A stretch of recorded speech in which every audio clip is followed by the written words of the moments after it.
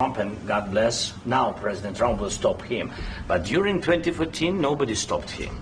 He just occupied and took. He killed people. You know what the contact 2015.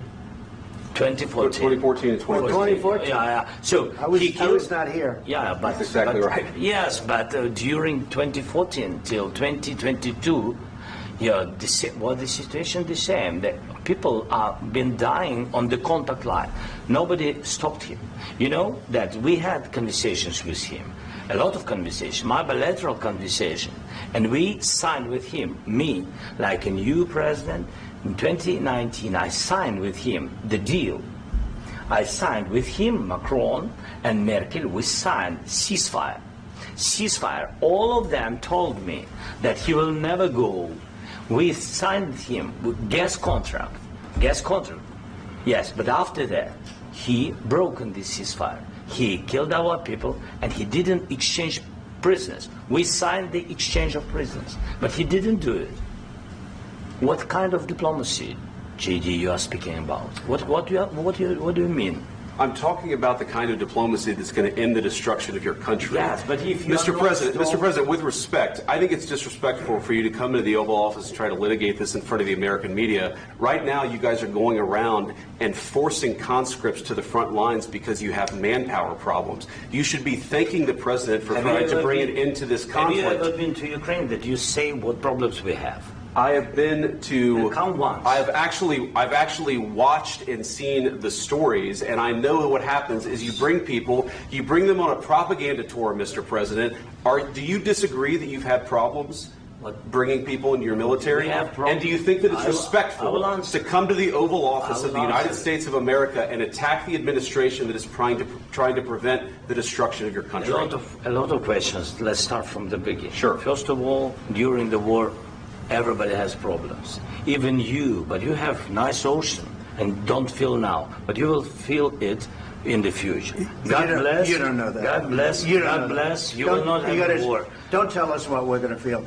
We're trying to solve a problem. Don't tell us what we're going to feel. I'm not telling you. Because you're in no position to dictate that. That's exactly what Remember you're doing. this. You're in no position to dictate what we're going to feel. We're going to feel very good. You will feel influence. We're going to feel very good and very strong. You will feel influence. You're right now not in a very good position. You've allowed yourself to be in a very bad position, and he happens to be right about it. From the very beginning of the war. You're not in a good position. You don't have the cards right now. With us, you start having cards. Right now, you don't. You're playing cards. You're playing cards. You're gambling with the lives of millions of people. You're gambling with World War III. You're gambling with World War III. And what you're doing is very disrespectful to the country, this country, that's back to you, far more than a lot of people said they should have. Have you said thank you once? This entire meeting? No, in this entire meeting, have you said thank you? Today. You went to Pennsylvania and campaigned for the opposition in October. Offer some words of appreciation for the United States of America and the president who's trying to save your country. Please, you think that if you will speak very loudly about the war, you can... He's not speaking loudly. He's not speaking loudly. Your country's in big trouble. Can I Wait a answer? minute. No. You've done a lot of talking. Your country is in big trouble. I know. You're not winning. You're not winning this.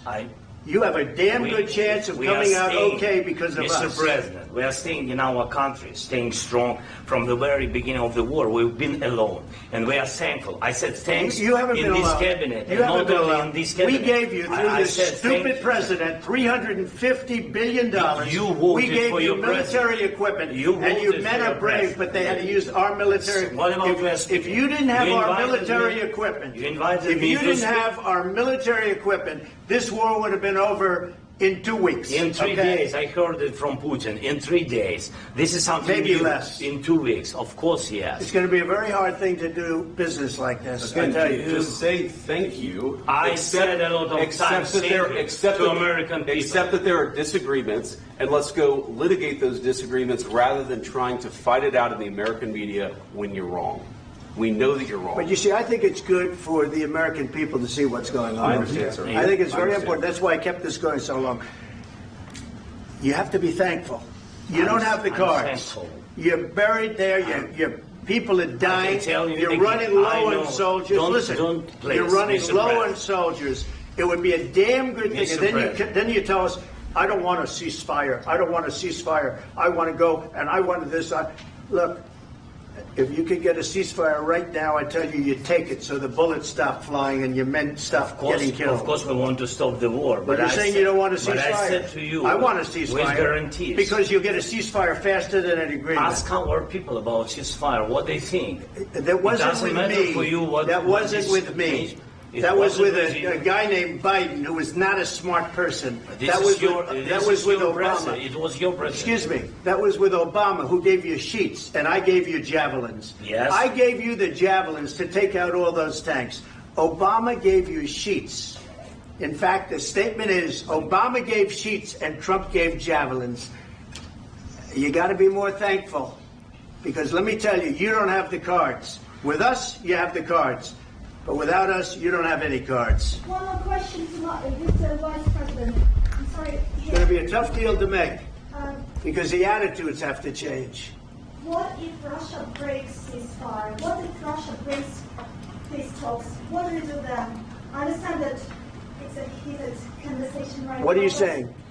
She's asking, what if Russia breaks the ceasefire? What if anything? What if a bomb drops on your head right now?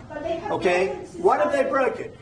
I don't know. They broke it with Biden because Biden, they didn't respect him. They didn't respect Obama. They respect me. Let me tell you, Putin went through a hell of a lot with me. He went through a phony witch hunt where they used him and Russia. Russia. You ever hear of that deal? That was a phony Hunter Biden, Joe Biden scam. Hillary Clinton, Shifty Adam Schiff. It was a Democrat scam. And he had to go through that. And he did go through it. We didn't end up in a war. And he went through it. He was accused of all that stuff. He had nothing to do with it. It came out of Hunter Biden's bathroom. It came out of Hunter Biden's bedroom. It was disgusting. And then they said, oh, the laptop from hell was made by Russia. The 51 agents. The whole thing was a scam. And he had to put up with that. He was being accused of all that stuff. All I can say is this. He might have broken deals with Obama and Bush, and he might have broken them with Biden. He did, maybe. Maybe he didn't. I don't know what happened. But he didn't break them with me. He wants to make a deal. I don't know if you can make a deal. The problem is I've empowered you to be a tough guy. And I don't think you'd be a tough guy without the United States. And your people are very brave. But you're either going to make a deal or we're out. And if we're out, you'll fight it out. I don't think it's going to be pretty, but you'll fight it out. But you don't have the card.